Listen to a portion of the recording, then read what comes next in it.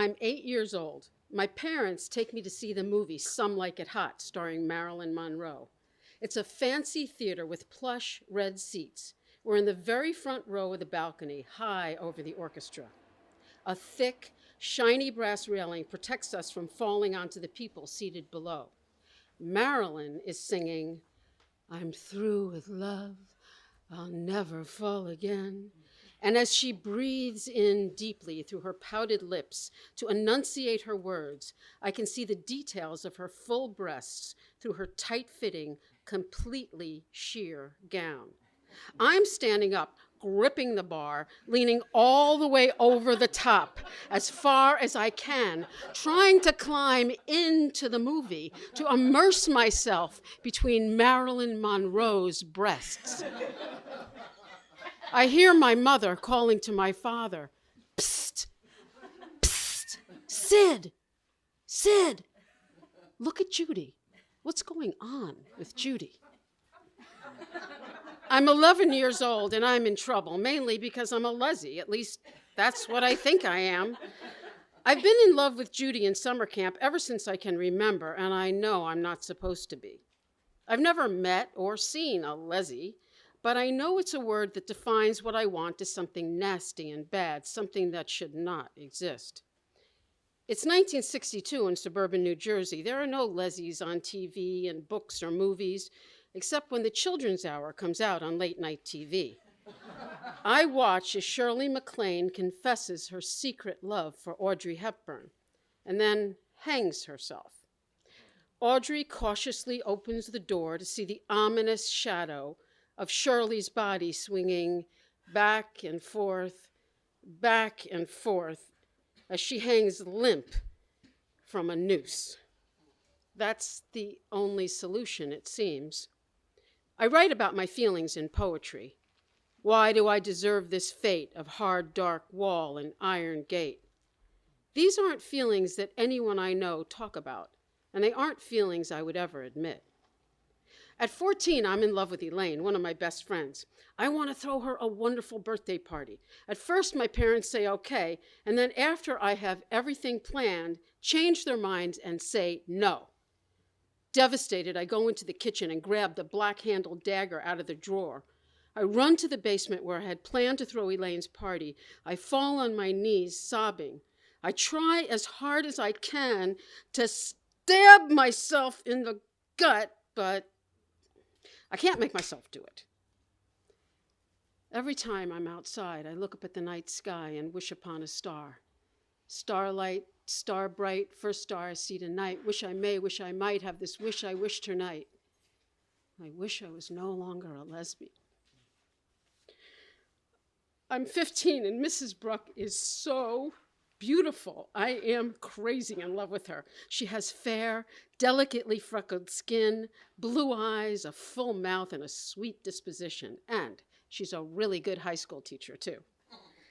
I stand in front of her desk one day, gazing down upon her delicate, sparkling strands of wheat golden hair. I am so taken by her beauty. As her baby blues turn up to look at me, brazenly I blurt out, "What does your husband have that I don't?" Mrs. Bruck looks at me like I have two heads. "He's my husband." The school sends me to a social worker, an older woman, around my mother's age, who starts asking questions like general stuff. How's school going? She's acting stiff, nervous, uncomfortable, and I can feel her leading up to something. "What do you want to do to other girls?" she asks, like her mouth is holding back vomit. It's the sexual part she wants to know about. I don't remember my answer. All I remember is the terrible feeling that everything about me is wrong and bad.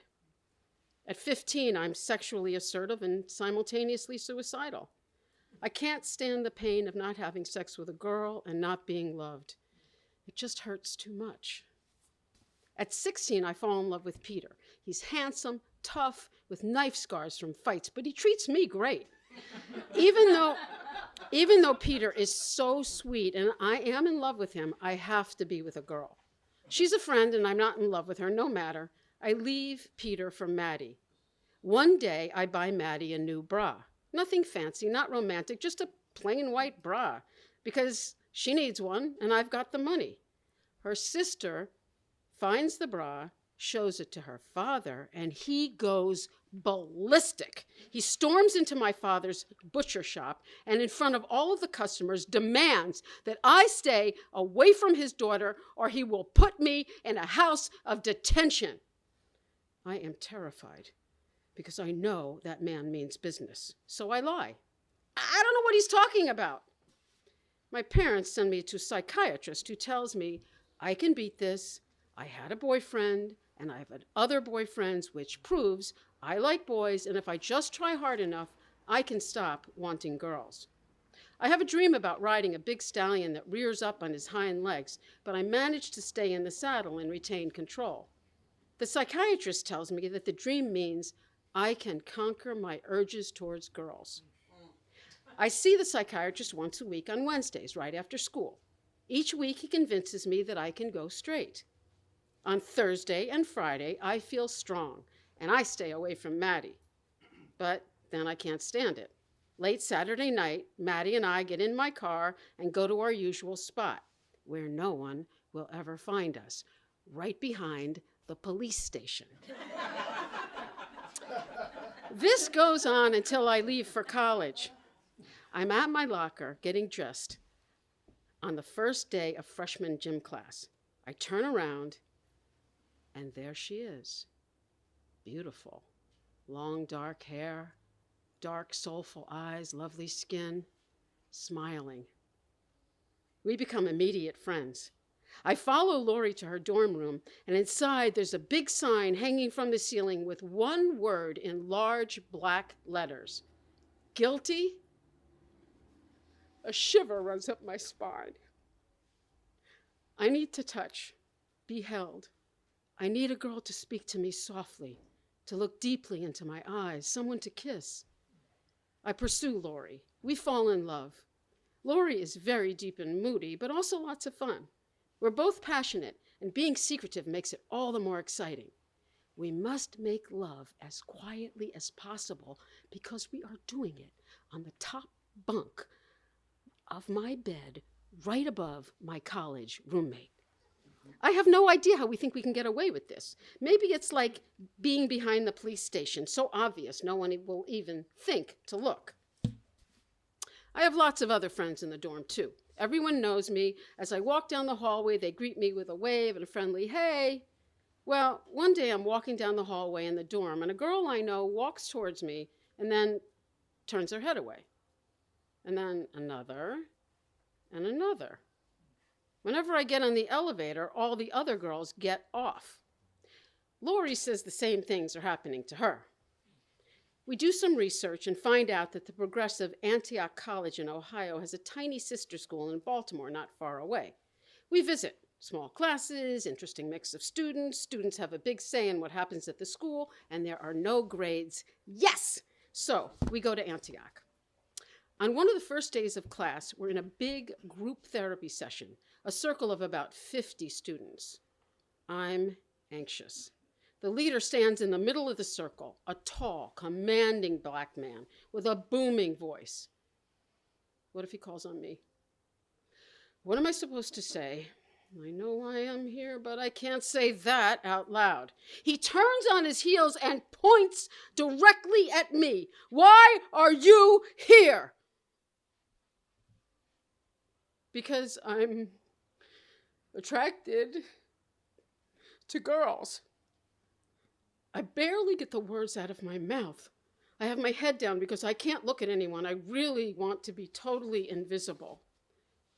I hear a chorus of female voices from different parts of the circle calling out matter-of-factly, I am too, me too, well, so am I.